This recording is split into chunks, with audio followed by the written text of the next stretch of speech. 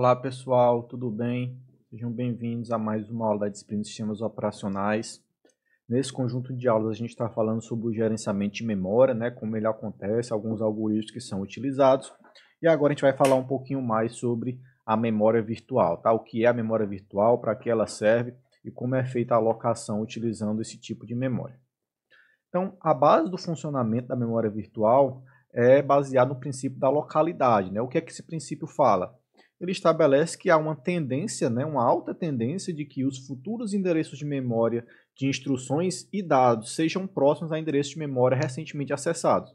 Então, se você tem aqui os espaços de endereçamento de memória, o princípio diz que se você acabou de acessar esse endereço aqui, você tem uma alta chance, né, de acessar esse aqui ou esse aqui, né, ou esses aqui que também estão próximos, tá? Então, você sempre tem essa tendência de alocar endereços de memória que estão próximos ao último que foi alocado, tá?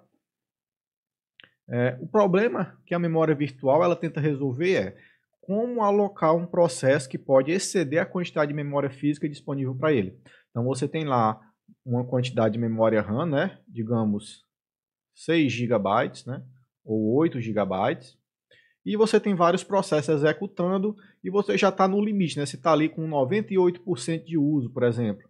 E os processos já não têm mais como serem alocados nessa memória física. Então, como é que o sistema operacional resolve isso?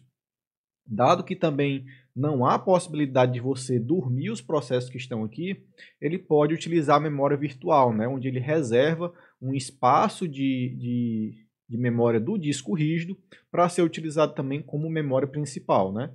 Embora você faça isso, você vai ter uma restrição de velocidade aqui na memória do disco, porque ela é bem mais lenta do que a memória principal, tá? Então o sistema operacional, né, ele mantém partes do programa que está atualmente em uso em forma de páginas ou segmentos na memória principal e o restante em disco. Então, alguns que estão sendo mais utilizados podem ficar na memória principal e os que são menos utilizados ou serão utilizados no futuro ficam no disco enquanto isso. Quando esses dados forem precisar serem usados, eles são trazidos para a memória e alguns que estavam na memória vão para o disco e ele fica fazendo esse revezamento até concluir a execução do processo. Então, essas páginas e segmentos eles são trocados entre a memória principal e a secundária, conforme o SO solicita, né? Conforme a demanda do programa. E para implementar essa técnica, alguns recursos mínimos são necessários, né? Por exemplo, a localização da página através do hardware MMU, né? Que é o Memory Management Unit, ou seja, a unidade de gerenciamento de memória.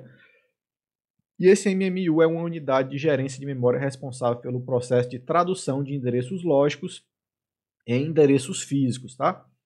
Você também vai precisar a carga de página, né, a substituição de página e área de troca, e a partição ou arquivo especial de troca, né, o swap ou a página destinada a armazenar as páginas que vão ser utilizadas. O espaço de endereço virtual ele é dividido em unidades chamadas páginas, né? As unidades correspondentes à memória física são chamadas molduras de página. Então, as páginas e as molduras possuem o mesmo tamanho. A página é a abstração, né, da moldura, né, de um espaço físico no disco, tá, de forma lógica, e a moldura é realmente o espaço físico. Então, quando um programa tenta utilizar uma página não mapeada em uma moldura, o sistema de gerenciamento de memória ele detecta que a página não está mapeada e gera uma interrupção, né, passando a CPU para o sistema operacional. E essa interrupção é chamada de falha de página. Então, o sistema operacional ele seleciona uma moldura de página, né, seguindo algumas políticas, e grava o seu conteúdo de volta ao disco. E, posteriormente, ele realiza a substituição pela página requisitada. Quanto à forma como a paginação pode ser implementada, né, pode considerar a paginação simples ou a paginação por demanda. Na paginação simples, né, todas as páginas lógicas do processo são mapeadas e carregadas para a memória física, e o espaço de endereçamento de memória para um processo tem um tamanho máximo igual à capacidade da memória física alocada para os processos. Na paginação por demanda, apenas as páginas lógicas, né, efetivamente acessadas pelos processos são carregadas, e nesse caso uma página marcada como inválida na tabela de páginas de um processo pode significar que a página está fora do espaço lógico de endereçamento do processo ou que simplesmente a página ainda não foi carregada. E para descobrir qual das situações é a verdadeira, você deve conferir, né, o descritor de processo, que contém os limites de endereçamento lógico do processo que está em análise. E sobre as tabelas de páginas, né? O propósito dessas tabelas de páginas é mapear páginas virtuais em molduras de páginas, ou seja, ele vai fazer a relação entre memória virtual e memória física. No entanto, existem duas questões que devem ser consideradas. A tabela de páginas pode ser extremamente grande, sendo que cada processo necessita de sua própria tabela de páginas, ou o mapeamento deve ser rápido. O mapeamento do virtual para o físico deve ser feito em cada referência da memória, o que pode ocorrer diversas vezes em uma única instrução. Um ponto do qual o projetista deve se preocupar é com o tamanho da página, né?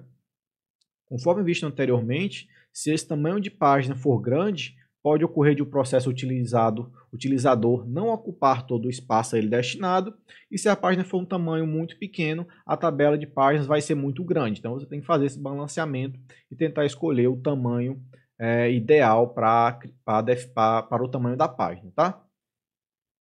E sobre a segmentação, né? A memória virtual ela é unidimensional, né? Ou seja, os endereços virtuais eles vão de 0 até algum valor máximo. No entanto, em alguns casos, ter 2 ou mais espaços de endereços virtuais separados é uma estratégia interessante, tá? A segmentação ela provê vários espaços de endereço completamente independentes, chamados de segmentos, liberando o programador da tarefa de gerenciar a expansão e a contração de tabelas, né? Igual aquele exemplo que a gente viu da memória física lá, dos registradores, quando o registrador base e o limitador, né? Para você não trabalhar com endereços absolutos de memória, você define isso aqui, né, como sendo o endereço 0 e o 20, por exemplo. E quando você vai acessar, você acessa de 0 ao 20, né? Mas o SO ele pode fazer essa realocação para outras páginas, né, que vão possuir endereços absolutos diferentes, mas que o processo vai acessar de forma facilitada, como se ele tivesse num espaço de 0 a 20 sempre, né? E os comprimentos de cada segmento eles podem ser diferentes e podem também variar durante a execução, né? Como cada segmento constitui um espaço de endereçamento completamente independente e diferente, eles podem aumentar ou encolher sem afetar um ao outro, tá? E para especificar um endereço neste tipo de memória segmentada, o programa deve fornecer o endereço de duas partes, um número de segmento e o endereço dentro do segmento. Por quê? Porque agora você tem vários segmentos, então você tem que saber qual segmento você quer acessar e dentro do segmento, né, você tem que especificar qual endereço de memória você vai acessar, tá? Então, se você vai acessar o segmento 2, espaço de memória 5, né, ele vem para cá. Se for o segmento 1, ele vai procurar nesse aqui, tá? E uma das possibilidades da segmentação é que ela pode facilitar o compartilhamento de procedimentos e ou dados entre vários processos. Tá, pessoal? Com isso a gente encerra essa aula, né, bem rápida sobre a memória virtual. Espero que vocês tenham gostado e até a próxima, pessoal. Obrigado e tchau, tchau. E só mais uma coisinha, né? Peço que deem uma olhadinha lá no livro base da disciplina, né, Sistemas Operacionais Modernos. Já tem uma versão aí 2014, né, que é a que está sendo utilizada, na verdade. Então, peço que vocês leiam ela, tá? Tem um capítulo lá só sobre memória virtual também, tá, pessoal? Obrigado, até a próxima e tchau, tchau.